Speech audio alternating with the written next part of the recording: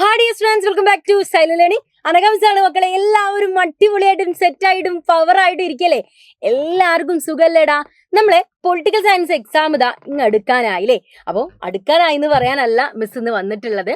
അപ്പോൾ എക്സാമിനോടനുബന്ധിച്ചിട്ടുള്ള കുറച്ച് important questions പറഞ്ഞു തരാനാണ്. ആൻസർ ഇല്ല.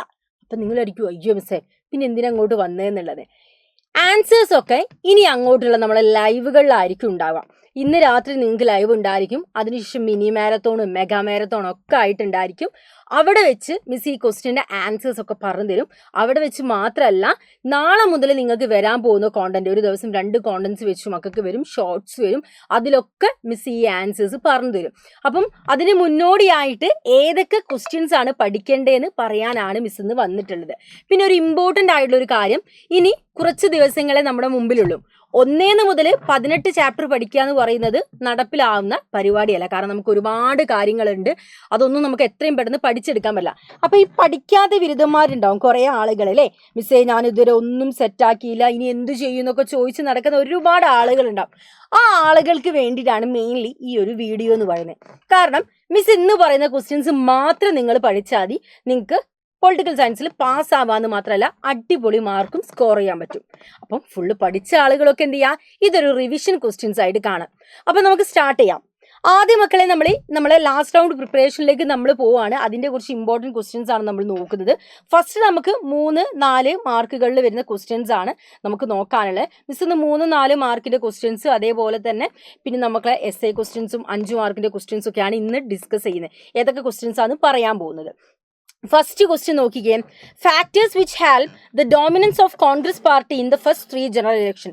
എല്ലായ്പ്പോഴും നമുക്ക് ചോദിക്കുന്നതാണ്. ആദ്യത്തെ 3 ജനറൽ ഇലക്ഷനിൽ കോൺഗ്രസ് പാർട്ടിയുടെ ഡോമിനൻസിന് കാരണം എന്തായിരുന്നു എന്നാണ് നമ്മളോട് ചോദിക്കുന്നത്. നമുക്കറിയാം കോൺഗ്രസ് പാർട്ടിയിൽ ഒരുപാട് ലീഡേഴ്സ് ഉണ്ടായിരുന്നു. ഫ്രീഡം സ്ട്രഗിളിൽ ഫൈറ്റ് ചെയ്ത ആളുകൾ തന്നെയാണ് ഇലക്ഷനിൽ മത്സരിച്ച് കോൺഗ്രസ് പാർട്ടിയിലേക്ക് വന്നിട്ടുണ്ടായിരുന്നത്. പിന്നെ ഇന്ദിരാഗാന്ധിനെ പോലെ, ജവഹർലാൽ നെഹ്റുവിനെ പോലുള്ള ആളുകൾ ഉണ്ടായിരുന്നു. ഒരു നാഷണൽ മൂവ്മെന്റ് ലെഗസി പറയാനുണ്ടായിരുന്നു. എല്ലാവർക്കും അപ്ലിക്കബിൾ ആയിട്ടുള്ള ഒരു പാർട്ടിയാണ് കോൺഗ്രസ് പാർട്ടി. അങ്ങനെയുള്ള കാര്യങ്ങളൊക്കെ നമ്മൾ അവിടെ എഴുതി വെക്കാം. അടുത്തത് 1ാം പഞ്ചവത്സര പദ്ധതിയും 2ാം പഞ്ചവത്സര പദ്ധതിയും കമ്പയർ ചെയ്ത് എഴുതാം. 1ാം പഞ്ചവത്സര പദ്ധതി അഗ്രികൾച്ചറിന് ഇമ്പോർട്ടൻസ് കൊടുത്തു. 2ാം പഞ്ചവത്സര പദ്ധതി എന്തിനായിരുന്നു ഇമ്പോർട്ടൻസ് കൊടുത്തിട്ടുണ്ടായിരുന്നത്? യെസ്, നമുക്കറിയാം ഇൻഡസ്ട്രിക്കാണ്. PC മഹൽനോബിസ് അങ്ങനെയുള്ള കാര്യങ്ങളൊക്കെ. 1ാം പഞ്ചവത്സര പദ്ധതി പെട്ടെന്നൊരു വളർച്ച എന്നുള്ള രീതിയിൽ, ഡെവലപ്മെന്റ് എന്ന രീതിയിലല്ല പോയിട്ടുണ്ടായിരുന്നത്. പക്ഷേ 2ാം പഞ്ചവത്സര പദ്ധതി റാപ്പിഡ് ആയിട്ടുള്ള ഗ്രോത്ത് ആണ് അവിടെ നടന്നിട്ടുണ്ടായിരുന്നത്. റാപ്പിഡ് ആയിട്ടുള്ള ഡെവലപ്മെന്റിന് വേണ്ടിയിട്ടായിരുന്നു എഫേർട്ട് എടുത്തിട്ടുണ്ടായിരുന്നത്. KN രാജാണ് 1ാം പഞ്ചവത്സര പദ്ധതി. 2ാം പഞ്ചവത്സര പദ്ധതി PC മഹൽനോബിസ്. ആ കാര്യങ്ങളൊക്കെ നമ്മളവിടെ കൊടുക്കാം. 3ാമത്തെ ചോദ്യം രാജീവ് ഗാന്ധി ലോങ് വാൾ അക്കോർഡാണ് ചോദിക്കുന്നത്. നമുക്കറിയാം രാജീവ് ഗാന്ധി ലോങ് വാൾ അക്കോർഡ് അഥവാ പഞ്ചാബ് അക്കോർഡ് എന്ന് നമ്മൾ ഇതിനെ വിളിക്കും. അപ്പം ഇത് വളരെ ഇമ്പോർട്ടൻ്റ് ആണ്. നമുക്കറിയാം നമ്മളെ ഓപ്പറേഷൻ ബ്ലൂ സ്റ്റാർ കഴിഞ്ഞു. ഇന്ദിരാഗാന്ധി മരണപ്പെടുന്നു അല്ല കൊല്ലുന്നു, ഇന്ദിരാഗാന്ധിനെ കൊല്ലുന്നു. ആ ഇൻസിഡൻ്റ് ഒക്കെ ഒന്ന് വേഗം മക്കളെ മനസ്സിലേക്ക് വരാം. അതിനുശേഷം പഞ്ചാബിൽ സമാധാനം കാര്യങ്ങളൊന്നും ഉണ്ടായില്ല. സിഖുകാരുമായിട്ട് ഒരുപാട് പ്രശ്നങ്ങളൊക്കെ ഉണ്ടാകുന്നു. സോ പിന്നീട് അങ്ങോട്ടൊരു സമാധാനത്തിൻ്റെ പാത എന്നോണം രാജീവ് ഗാന്ധിയും ലോങ് വാളും കൂടെ ഒപ്പുവെക്കുന്ന എഗ്രിമെന്റ് ആണിത്. ഇതിലൂടെ ചണ്ഡീഗഡ് പൂർണ്ണമായി പഞ്ചാബിൽ ലഭിക്കണം. അങ്ങനെയുള്ള കുറേ കാര്യങ്ങൾ ഇതിൽ പറഞ്ഞു വെക്കുന്നുണ്ട്. അതൊക്കെ പഠിച്ചു വെക്കാം. അടുത്തത് political party elements of consciousness among the political parties in India.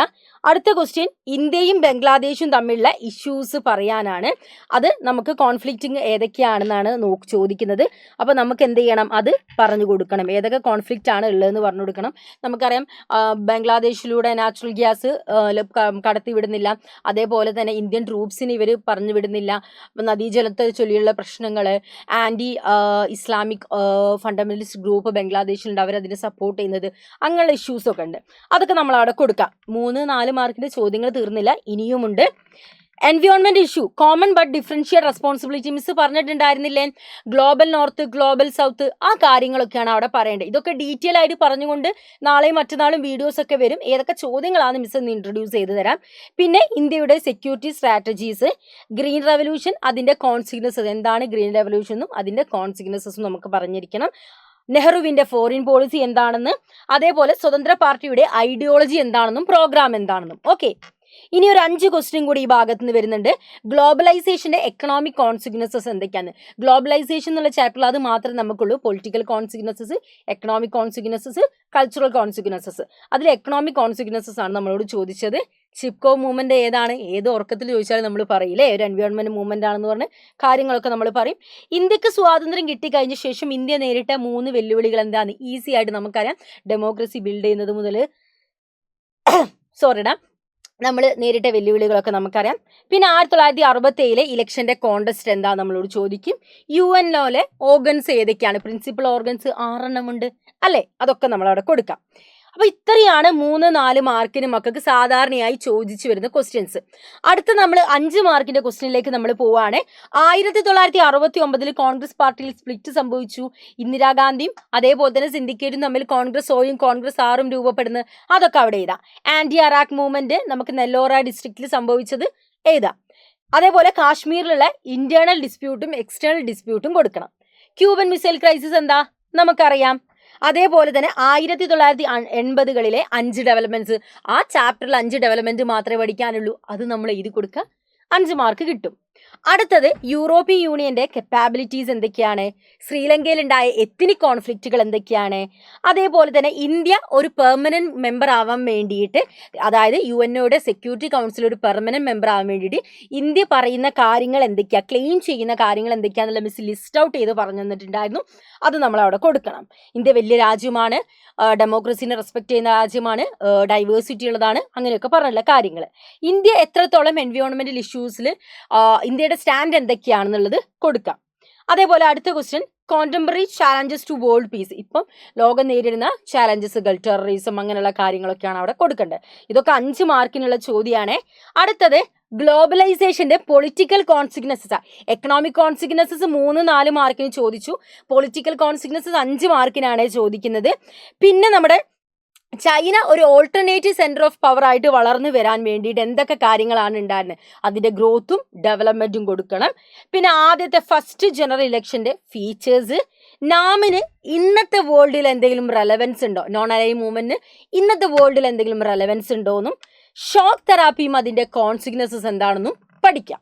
ഇനി നമുക്ക് എസ്സേസിലേക്ക് നമ്മൾ പോകുന്ന സമയത്ത് ഇവിടെ സാധാരണഗതിയിൽ നമുക്ക് എമർജൻസി റിലേറ്റ് ആയതിന്റെ കോൺസിക്വൻസസും കോസസും അതിന്റെ കാരണങ്ങളും അതിന്റെ പരിണിത ഫലങ്ങളും എന്നാണ് എസ്സേ വരും. പിന്നെ വരാൻ USSRന്റെ ഡിസിൻറ്റഗ്രേഷനും അതേപോലെ അതിന്റെ കാരണങ്ങളും, ഇന്ത്യയും ചൈനയും തമ്മിലുള്ള റിലേഷൻ. അവിടെ മിസ് പറഞ്ഞിരുന്നു കഴിഞ്ഞ ക്ലാസ്സിലൊക്കെ അവർ തമ്മിലുള്ള യുദ്ധങ്ങളും കാര്യങ്ങളും, 2 ഇഷ്യൂസ്, ബോർഡർ ഡിസ്പ്യൂട്ടും ദലൈലാമ പ്രശ്നങ്ങളൊക്കെ വരും, അത് അവിടെ കൊടുക്കുക. പിന്നെ ഇന്ത്യയുടെ നമുക്കറിയാം പാർട്ടീഷൻ പ്രോസസ്സ്, അതിന്റെ കോൺസിക്വൻസസ് ഈസിയാണ് ആ എസ് ഒക്കെ അല്ലേ. US ഹെജുമണി ഇൻ വേൾഡ് പൊളിറ്റിക്സ്, ഇതൊക്കെയാണ്. പിന്നെ ഈ കാര്യങ്ങളൊക്കെയാണ് കൂടുതലായിട്ട് എൻ്റെ മക്കൾ എന്ത് ചെയ്യേണ്ടത്, ഫോക്കസ് ചെയ്യേണ്ടത്. അപ്പം ഇത്രയും ക്വസ്റ്റ്യൻസ് ഒക്കെ ഒന്ന് വായിച്ച് പഠിച്ച് മനസ്സിലാക്കി വെക്കുക. ഇനി വരുന്ന ക്ലാസ്സുകളിൽ, നാളെ വരുന്ന കോണ്ടന്റുകളിലും ഇന്ന് വരുന്ന ക്ലാസ്സുകളിലൊക്കെ നമുക്ക് എന്ത് ചെയ്യാം, ഇതൊക്കെ ഡിസ്കസ് ചെയ്യാം.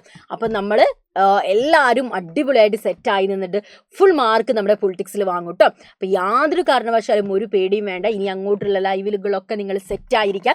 നമുക്ക് അടിച്ച് പൊളിച്ച് ഫുൾ മാർക്ക് തന്നെ പൊളിറ്റിക്കൽ സയൻസിൽ വാങ്ങാം. സോ തൽക്കാലത്തേക്ക് ഇന്നത്തെ കോണ്ടന്റ് നമ്മൾ വൈൻഡപ്പ് ചെയ്യാണ്.